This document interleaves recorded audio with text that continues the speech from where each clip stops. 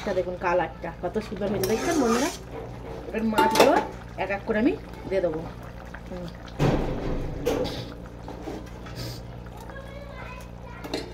মাছগুলো দিয়ে আর একবার। হ্যালো বন্ধুরা, আজকে আপনাদের সামনে একটা নতুন ইউনিক রেসিপি নিয়ে চলে এসেছি। ইউনিক রেসিপি বলতে এই দেখুন পই মিটুলি। পই মিটুলিতে আমি রান্না করবো আজ মাছ। এই দেখুন মাছ দিয়ে আজ পই মিটুলি রান্না করে দেখাবো। কীভাবে রান্না করি আপনারা খালি প্রথম থেকে শেষ পর্যন্ত দেখতে থাকুন। প্রথমে আমি মাছটাকে নুন হলুদ তো মিশিয়ে নেবো। এই দেখুন স্বাদ মতন হলুদ দিয়ে দিলাম আর লবণ দিয়ে মাছটাকে মিশিয়ে নেবো নুন হলুদ দিয়ে।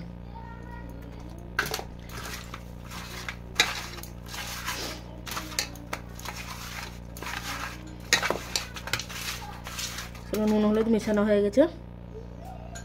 এবং 4-5টা শুকনো লঙ্কা দিলাম,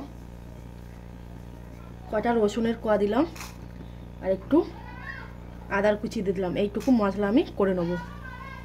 এ দেখুন মাছের মশলাটা রেডি হয়ে গেছে আমার। এবার চলুন মাছটাকে আমি ভেজে নেবো। কড়াইটা আমি গরম করে নিয়েছি। কড়াইয়ে আমি তেল দিয়ে দেবো স্বাদ মতো। স্বাদ অনুযায়ী তেল দিয়ে দিলাম। তেলটা আমি গরম করে নেবো। দেখুন বন্ধুরা তেলটা আমার গরম হয়ে গেছে। আমি নুন হলুদ মিশানো মাছটাকে এক এক করে দিয়ে দেবো।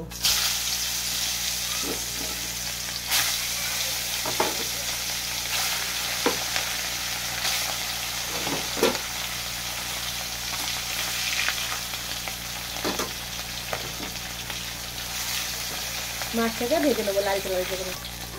এই দেখুন বন্ধুরা মাছগুলো এক পিঠ আমার ভাজা হয়ে গেছে।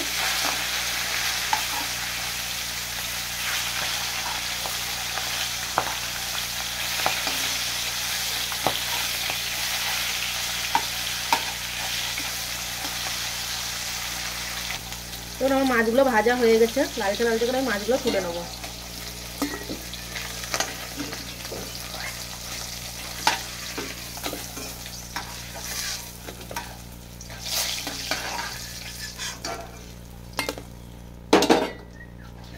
আর এক পিস মাছটা ভেজে নেবো।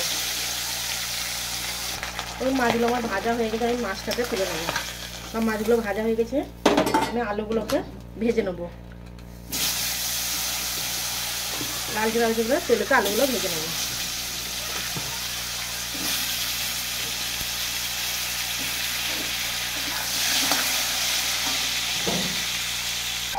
আলুগুলো লালচে লালচে করে দেখুন বন্ধুরা ভাজা হয়ে গেছে আলুগুলো আমার। আমি এবার আলুগুলোকে তুলে নেবো। দেখুন 5 ফোড়নের ফোড়ন দেবো।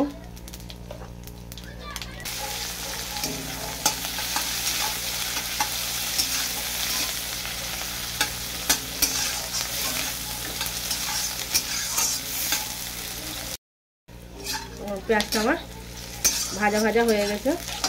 এবার মশলাটাকে দিয়ে দেবো। এরকম দেখে রাখা মশলাটাকে দিয়ে দিলাম। দেখুন ভেজে নেবো। এর ওপর থেকে একটু তেল দিয়ে দিলাম, কাঁচা তেল ভালো লাগবে। তার সাথে দিয়ে দিলাম টমেটো দিয়ে একটু ভেজে নিলাম। তার সাথে দিয়ে দিলাম এই পই মিঠিগুলো। এটা কষে নেবো।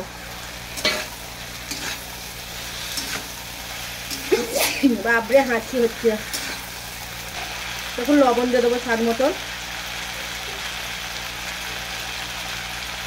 হলুদ দিয়ে দেবো স্বাদ মতন স্বাদ অনুযায়ী। আমি আবার এভাবে একটু কষে নেবো।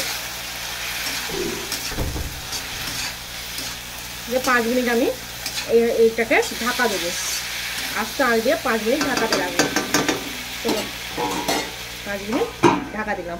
5 মিনিট পরে খুলবো। দেখুন বন্ধুরা 5 মিনিট হয়ে গেছে। আমি ঢাকাটা খুলে নিলাম।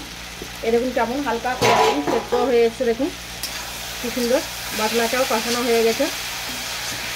এবার আমি আলুগুলো ভেজে রাখা আলুগুলো দিয়ে দেবো।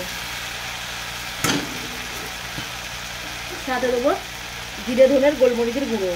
জিরে ধনের গোলমরিচের গুঁড়োটা একসাথে আমার মেশানো আছে, আমি দিয়ে দিলাম। তার সঙ্গে দেবো একটু চিনি, একটু সামান্য চিনি দেবো। এরকম সামান্য চিনি যে আবার এটাকে দিয়ে কষাবো, এইভাবে কষাবো, এভাবে 5 মিনিট কষাতে থাকবে। এবং আমার 5 মিনিট কষানো আমার হয়ে গেছে। আমি এবার স্বাদ অনুযায়ী জল দিয়ে দেবো, স্বাদ অনুযায়ী জল দিয়ে দেবো। এই বাটির আমি 2 বাটি কানে জল দেবো। এরকম 2 বাটি আমি জল দিয়ে দিলাম। আমি ফুটতে দেবো আনাজটাকে। আবার 5 মিনিট আমি ঢাকা দেবো, দিয়ে আনাজটা ফুটে উঠবে। হালকা মিডিয়াম আছে, আমি ঢাকা দিলাম 5 মিনিট। দেখুন 5 মিনিট আমার হয়ে গেছে, ঝোলটা ফুটে উঠেছে। ঝোলটা কেমন কালারটা দেখুন, তো কালারটা দেখুন, কালারটা কত সুন্দর হয়েছে দেখছেন বন্ধুরা। এবার মাছগুলো এক এক করে আমি দিয়ে দেবো।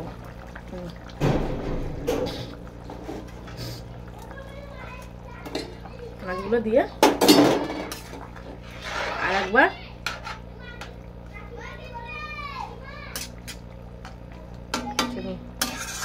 মাছ দিয়ে আবার 5 মিনিট ঢাকা দেবো, রেডি হয়ে যাবে। 5 মিনিট ঢাকা দিয়ে রাখবো। ঢাকাটা খুলে নিই, এই দেখো কেমন হয়েছে দেখো মাছের ঝোলটা। এবার মাছের ঝোলটা আমার রেডি, আমি এবার নামিয়ে নেবো। ঝোল ঝোল মাছের ঝোল রেডি আমার। এইভাবে একবার খেয়ে দেখবেন, দেখুন আলুগুলো আমার সেদ্ধ হয়ে গেছে সবাই, দেখুন দারুণ লাগবে খেতে।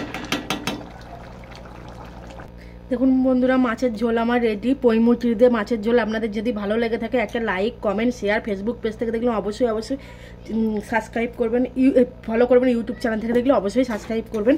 ভালো থাকবেন, সুস্থ থাকবেন। আবার একটা নতুন ভিডিও নিয়ে চলে আসবে, ততক্ষণ এই ভিডিওগুলো দেখতে থাকুন।